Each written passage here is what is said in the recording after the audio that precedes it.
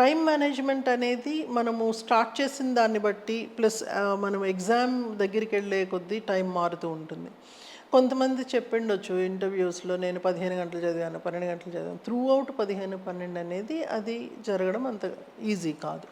Gradually develop అవ్వాలి. ఇప్పుడు అసలు ఏమీ 2 అవర్స్ కూడా చదివే అలవాటు లేని వాళ్ళు సడన్గా 12 గంటలు చదవమంటే వాడు 2 రోజులు చదువుతాడు, 3 రోజులు పడుకుంటాడు. అది జరిగే పని కాదు. ఏదైనా కూడా గ్రాడ్యువల్లీ పికప్ అవ్వాలి.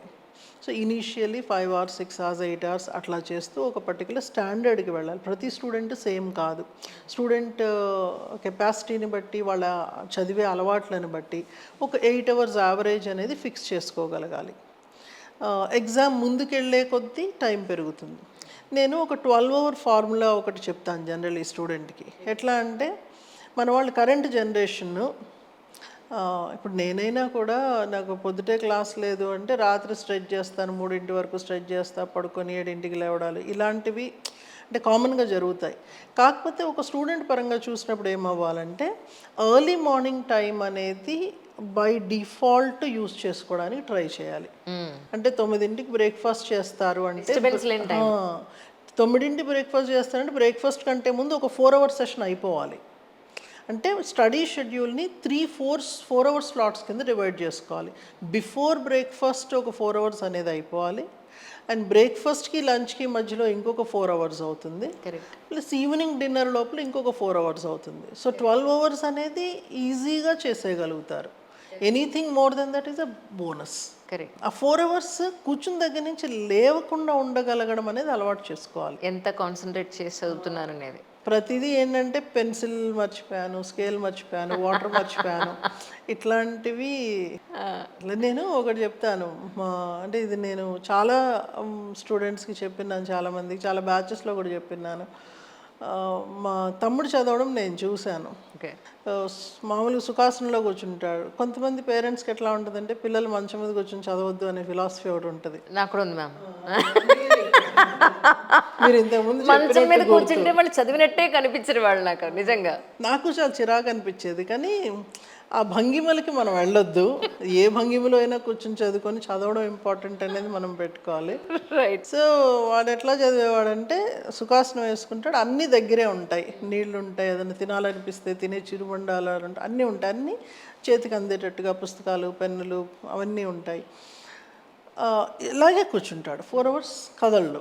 సో స్టార్టింగ్ ఏమవుద్ది, మెల్లగా తిమ్మిరెక్కడం మొదలవుద్ది, నొప్పి అనిపిస్తుంది, కొంతసేపటి తర్వాత కాళ్ళు కదలవు, కాళ్ళలో తేలినట్టుగా ఉంటుంది. సో వాడు అనేవాడు అనమాట, అది కరెక్ట్ స్టేజ్, మనం చదివేది కరెక్ట్ స్టేజ్ అని చెప్పి.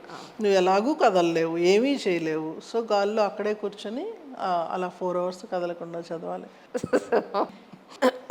ఆస్పిరెంట్స్ అందరికీ, మీ అందరికీ కూడా ప్రిలిమ్స్ పాయింట్ ఆఫ్ వ్యూలో కానీ, మెయిన్స్ పాయింట్ ఆఫ్ వ్యూలో కానీ, ఇంటర్వ్యూ పాయింట్ ఆఫ్ వ్యూలో కానీ మీకు ఏమన్నా డౌట్స్ ఉన్నా కింద కమెంట్ సెక్షన్లో కమెంట్ చేయండి. అగైన్ మ్యామ్ని అడిగి నేను డెఫినెట్గా మీకు రిప్లై ఇస్తాను, లేదంటే మ్యామ్ చేతన్నా మీకు రిప్లై పెట్టిస్తాను. ఈ సందర్భంగా ఆస్పిరెంట్స్కి ఇంకేమన్నా ఇంపార్టెంట్ పాయింట్స్ మర్చిపోయిన అని ఉన్నాయంటే చెప్పగలుగుతారా? మోస్ట్ ఇంపార్టెంట్ ఏంటంటే ఇష్టం ఉన్నా లేకపోయినా పరీక్షలు రాయడం అనేది. నేను నిజంగా ప్రిపేర్ అయ్యానా లేదా, ప్రిపరేషన్ అది కంప్లీట్ అయిన తర్వాత నేను ఎగ్జామ్స్ రాద్దాము అనేది ఒక ఓరియంటేషన్ పిల్లల్లో ఉంటుంది. అది they have to give up. Start చేసినప్పటి నుంచి టెస్టులు రాయడం అలవాటు చేసుకోవాలి. నాకు వచ్చినా రాకపోయినా నేను టెస్ట్ రాయాల్సిందే. టెస్ట్ ద్వారా నేర్చుకోవడం అనేది ఇంపార్టెంట్. ఇప్పుడు చిన్నప్పుడు అంటే ఈవెన్ 1990s పుట్టిన పిల్లలు కూడా పలక మీదనే నేర్చుకున్నారు. నేను క్లాస్లో అడుగుతూ ఉండాను, మీరు పలకలు వాడారా, ప్లాస్టిక్ ఏదన్నా అంటే మెమరీ స్లేట్స్ వాడారా అంటే వాళ్ళు పలక మీదనే రాసి నేర్చుకున్నారు. చిన్నప్పుడు మనం అక్షరాలు మాటికి దిద్ది రాసేవాళ్ళు. కొంచెం పెద్దగా అయిన తర్వాత మనం క్లాస్లో టెస్ట్లు పెట్టేవాళ్ళు. సేమ్ క్వశ్చన్ స్లిప్ టెస్ట్లో ఉంటుంది, యూనిట్ టెస్ట్లో ఉంటుంది, క్వార్టర్లీ, హాఫ్ ఇయర్లీ అన్నిట్లోనూ ఉంటుంది. మీరు ఫైనల్ ఎగ్జామ్కి వెళ్ళేసరికి మీకు గుర్తున్నా లేకపోయినా మీ పెన్నే రాస్తుంది. నేను దాన్ని పెన్ మెమరీ అంటాను, హ్యాండ్ మెమరీ అంటాను. మైండ్కి లేకపోయినా చెయ్యి రాసుకుంటూనే వెళ్తూ ఉంటుంది. సో ఆ ప్రాక్టీస్ అనేది చాలా important. Same question student preparation start చేసినప్పుడు ఒకలాగా ఆన్సర్ చేస్తాడు, మొత్తం అయిన తర్వాత ఒక 6 నెలల తర్వాత, ఒక సంవత్సరం తర్వాత అతను రాసే విధానం మారుతుంది, ప్రజెంట్ చేసిన ఫ్యాక్ట్స్ మారుతాయి.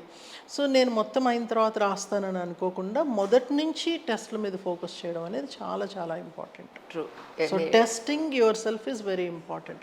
సో ఈ టెస్ట్ ప్రోగ్రామ్స్ అని కానీ టెస్టింగ్ కానీ ఎందుకు అంటే మన తప్పులు మనం తెలుసుకుంటాం, టైం మేనేజ్మెంట్ తెలుస్తుంది. మీరు ఇందాక అడిగారు టైం మేనేజ్మెంట్ అనేది. టైం మేనేజ్మెంట్ అంటే ఎన్ని నెలలు ఎలా చదవాలి, రోజుకి ఎన్ని గంటలు అనేది ఇదొక అంశం అయితే, ఎగ్జామ్లో కూర్చున్న తర్వాత నేను ఏ విధంగా ఆన్సర్స్ని నేను ఎంత టైంలో రాయగలుగుతున్నాను. 5 మినిట్స్లో ఒక ఆన్సర్ రాయాలి అంటే ఫస్ట్లో నేను రాసినప్పుడు అరగంట పట్టొచ్చు, 45 మినిట్స్ పట్టొచ్చు. అది గ్రాడ్యువల్లీ ఎగ్జామ్కి వెళ్ళేసరికి అది తగ్గుతుంది. నువ్వు టెస్ట్లో రాసినప్పుడు బెస్ట్ ఆన్సర్ అనేది నువ్వు రాయడానికి ట్రై చేస్తావు.